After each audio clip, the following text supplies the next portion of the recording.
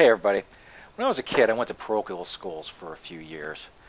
One day, the priest came in to talk to us. One thing you boys should know, there are some things that men do together that they shouldn't. It's dirty, and it's an abomination before the Lord, and you should never, ever do such things. Right about the same time, my father had a talk with me. Now, son, there are some things that some kinds of men do together. Well, it's something they really shouldn't do. And, well, if you want to know any more about it sometime, just ask, okay? Okay, thanks, Dad. Can I go play now? Thanks. I'm glad that both the priest and my father had taken the time to talk to me about it, but at least I was secure in the knowledge that I had no clue what the hell they were talking about. In the sixth grade, we used to play this game with a football. One guy grabbed the ball, and everybody chased him around trying to tackle him. And at the last second before he got tackled, he'd toss the ball to somebody else, and then that guy would run like hell. Well, of course, one day some guy got hurt, got a cut on his forehead or something like that, and he went off to the nurse's office. She asked him, how'd you get hurt? Well, we played this game. Well, what do you call it? Oh, we call it smear the queer with the ball. Minutes later, the principal of the school arrived at our classroom, ordered all the girls out in the hallway, and slammed the door. He sat there blistering all of us, just berating us for playing this horrible game. Nobody in this school will ever again play this game, Smear the Queer. I don't even want to hear about it. Of course, we were wide-eyed in terror, and none of us even thought to ask him what the hell he was talking about. We played football, we played baseball, we played basketball, we ran around all over the place. Once in a while, somebody fell down and got a cut or something like that. We didn't know what the hell the problem was, but of course we weren't going to argue with the principal, not as big as he was.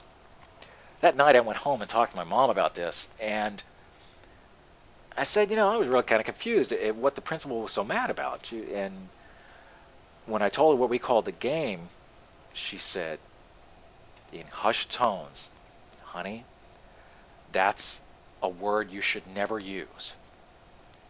It means, well, to call somebody a queer, it means there's something wrong with them down there. Oh, okay. So, a queer is somebody who wets the bed or something? Boy, adults are just weird sometimes,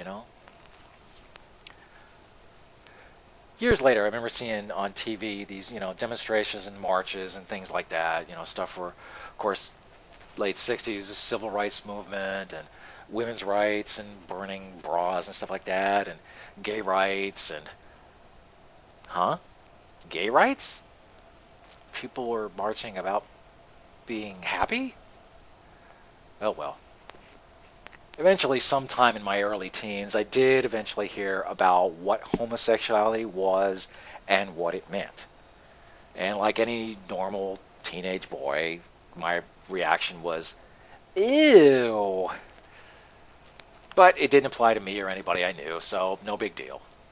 Yeah. Maybe it's a Hollywood thing. Those people in California are just weird.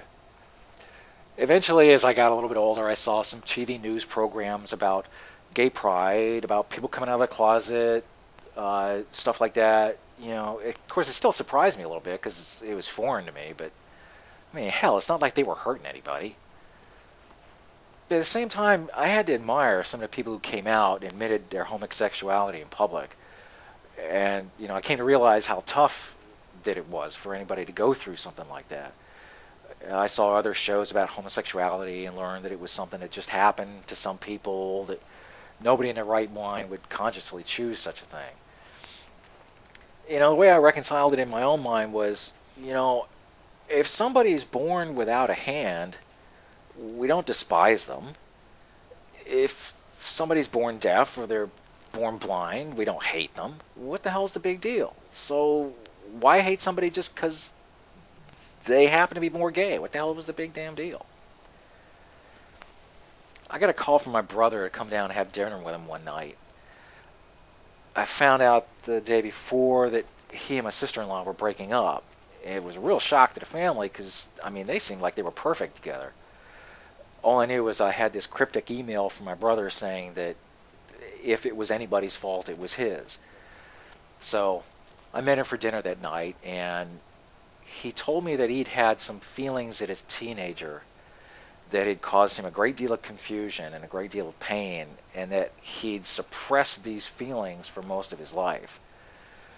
Eventually, the feelings surfaced, and bottom line, he and my sister-in-law were breaking up because he was gay, and he said he couldn't live a lie. Because of what I'd learned over the years about homosexuality, I had some idea of the pain and the struggle he must have gone through and how difficult it was for him to tell me about all this. He wasn't sure whether or not I was going to go all moral majority asshole on him. Of course I didn't. But I got to admit, I had some idea of what he had been going through, and it wasn't just like he was going through some bizarre fad or something like that. When we said goodbye that night, I turned and saw a look on his face that I never saw before and I've never seen since. It was kind of a mixture of pain and gratitude that I'd been accepting of it all, that I hadn't been a jackass about it and told him he was doing evil things or some bullshit like that. He's my brother. When I think back to that dinner we had, I have to wonder what the hell would have happened if I had never learned about what homosexuality really was, or if, even worse, if the only knowledge I'd had of it had come from conservative preachers. That would have been a really, really bad moment for both of us, especially for my brother. And it was not something he deserved. It was not something he brought upon himself. So what does this have to do with YouTube gays? I know you guys have put up with all kinds of crap from homophobes and all kinds of small-minded little shitbirds out there. But there's somebody out there who needs to hear this from you, and to hear it from a personal level. You'll probably never hear back from somebody that said you helped them get through what could have been a very bad moment for them or for family members. But they're out there, and you guys are helping them whether you realize it or not. So, anyways, I want to say thanks, guys. Thanks for having the guts to help the rest of us.